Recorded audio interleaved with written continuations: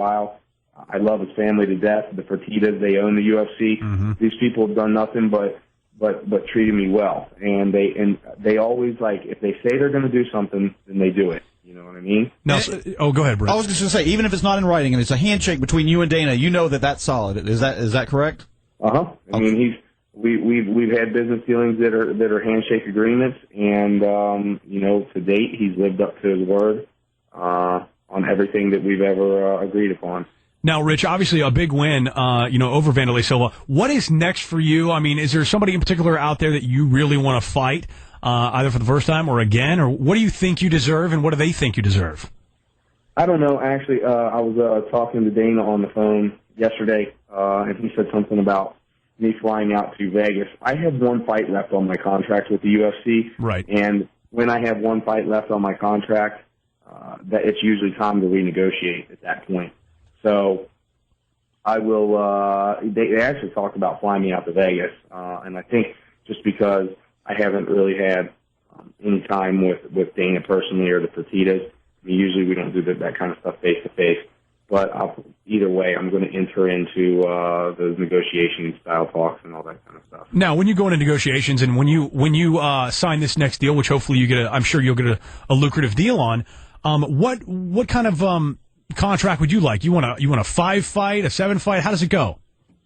I don't know. The thing is that it really doesn't matter to me whether I have like a 3-fight deal or a 5-fight deal or a 7-fight deal or whatever. I know that if we were to negotiate like a 7-fight deal kind of contract, that contract could very well take me to the end of my career. Right. Well, it's one of those things. And do you want another piece of Anderson Silva? I mean, you've lost to him twice, but I mean, that's got to be something that irks you. And, the fact that you take a lot of pride in your conditioning and your training, and you probably feel that you can beat him. It's just a matter of getting a shot at him again. What's your take on that? Yeah, I mean, I think I believe I could beat Anderson Silva. The thing is that I had 2 chances to beat this guy. The first time, I had the first time that I fought him, I had some stuff going on with my preparation and all that kind of stuff, and I just had a bad showing. Mm-hmm. And that's one of those fights where, I just had this conversation with you about being a professional, and I felt like I did not come into that fight prepared the way that I should have been.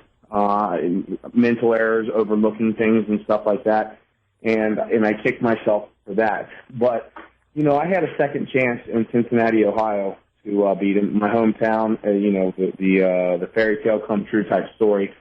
And I came up short. It was a much better showing. I was doing great in the first round. I was controlling the tempo, landing punches.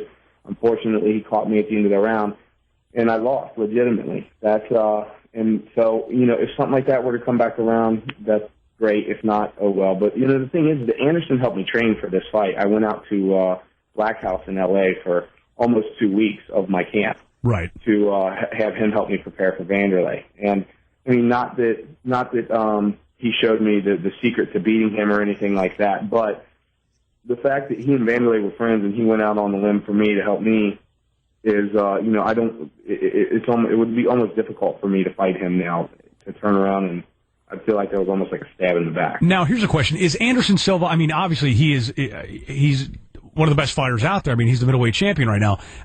Is he as good as everybody says he is, or, I mean, is there a hole in his game at all? No, everybody's got holes in their game. If he didn't have a hole in his game, I wouldn't have agreed to fight him in the first place, let alone the second time. But I mean, after training with him in L.A. for 2 weeks and doing that whole deal, do you walk away with that and going, damn it, I wish I had done that against him the last fight? No, I mean, not really. I mean, because we work together a little bit and stuff like that, but it's, in 2 weeks, you're really just not going to be able to pick up everything a person does. And regardless of all that kind of stuff anyway, it's one thing, here's the deal. It's like me fighting Vanderlei Silva in this last fight. This is one opponent that prior to the fight, I knew exactly what Vanderlei was going to do. I knew exactly what he was going to come out and do. Right. So I wouldn't have needed to be in his camp and watch him train and all that kind of crap. He's not going to do anything tricky like, oh, I mean, there was nothing in that fight where I said to myself, "Oh, I didn't expect him to do that." Right, you weren't looking for a Superman punch or anything like that. Exactly. And so, I mean, with that being said, you know, I mean, oftentimes it doesn't take that kind of stuff to figure out an opponent. Really, you just you have to. It all comes down to the night of the fight, and you have to be able to execute better than they do the night of the fight, and that's. You know, the better fighter doesn't always win. It's the fighter that fights the best. Go ahead, I was going to say, and just a real quick follow-up on Anderson. Talking strictly Muay Thai, I know he's a black belt in Brazilian Jiu-Jitsu, and his wrestling has gotten a lot better. Strictly Muay Thai, do you think there's a better Muay Thai fighter in the world than Anderson Silva? In the world? Yeah. In the world? Yeah. You know, I mean, there are guys that do straight Muay Thai. And they are, I mean, you know, their Thai is going to be better than Anderson Silva's. I mean, that'd be like, you know, I have some of the best boxing in the UFC, and if you were to say, well, do you think there's anybody in the world that has better boxing than Rich Franklin, the answer is absolutely yes. And so, I mean, anybody that does just their pure art, whether they're straight Muay Thai, straight wrestler, straight whatever, they're going to be better than the best Muay Thai guy in the UFC or the best wrestler in the UFC, because that's all they do all day long. Is there anybody in MMA that has better Muay Thai than Anderson Silva? Possibly not. You know, he's got some of the best Muay Thai and mixed martial arts, that's for sure. Now, UFC fighter Rich Ace Franklin on the phone with us right now, and I got to put you on the hot seat for a minute because I need some picks from you.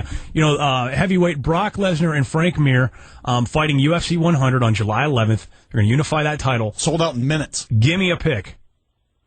I'll tell you what, if Frank Mir comes out, we've seen several different Frank Mirs, but if Frank Mir comes out, the Frank Mir that fought Nogueira, comes out for that fight, I think that Frank can beat Brock. I think what would end up happening is he'll use his footwork and his head movement just like he did against Nogueira. I think Lesnar will probably score a couple takedowns in the first couple rounds, and then in the third round, you know, he's going to start getting a little tired, you know, due to the confusion from Frank's footwork and the punches and all that kind of stuff. And in the third, fourth round, Frank would take over and possibly end up stopping him, but that just is all contingent on which Frank Mir shows up. Yeah, it was a strange thing the first time they fought, in the fact that everybody thought Lesnar was beating the hell out of Mir, and Mir was merely baiting him and waiting for his chance. Do you think Lesnar's learned his lesson on that, or is Mir going to attempt to do the same thing? No, I don't think so, and I do believe that on the ground. I think that Lesnar hit Mir with a couple good shots that had that fight a little closer to being stopped than most people would believe. I'm not, you know, I don't know. I don't think that I think that Lesnar has gotten better, and so I don't believe that Mir would use the same kind of strategy, because I don't think you want a man that size who is more aware of the game than he was, you know, a year and a half ago or however long ago that was that they fought, on top of you now, smashing you in the head. Gotcha. And then what about the middleweight? You got Silva fighting Forrest Griffin, UFC 101 in Philly on August 8th. What are you thinking about that one? Dude, you know, the thing is that, I mean, it's so difficult to go against Anderson Silva. It really is. But I mean, the difference here is Forrest is a big guy. I mean, he's long, and he poses a bunch of different kind of problems for Anderson that Anderson has not yet had to face as a middleweight fighter. I mean, you guys have seen me in studio. Yeah, and sure. Forrest is every bit of 2 inches taller than I am. His shoulders are broader, his arms are longer. I mean, he's just a broader, longer version of me. Mm-hmm. And I think it's going to be difficult. Possibly, depending on the approach that Forrest takes, it's going to be difficult for Anderson to handle that in the octagon. But like I said, it's difficult to go against Anderson. Man, he finds ways to win. His stand-up game is nearly flawless, and it only takes one punch anyway to put somebody on the canvas. So and like you guys said, he's a black belt in jiu-jitsu. So it's clear that Anderson's stand-up is better than Forrest, and so if Forrest's game plan is to take him down, I mean, Luder had Silva on the ground and didn't do anything with him. And Luder submitted. With Now, speaking of having you in the studio, when the hell are you going to come back down to town, and so we can have you in again? You got any trips to Florida planned or what? I don't, but I mean, I don't have any plan, but that's not going to stop me from necessarily planning them. Sweet. Yeah, come on down. We'd love to have you.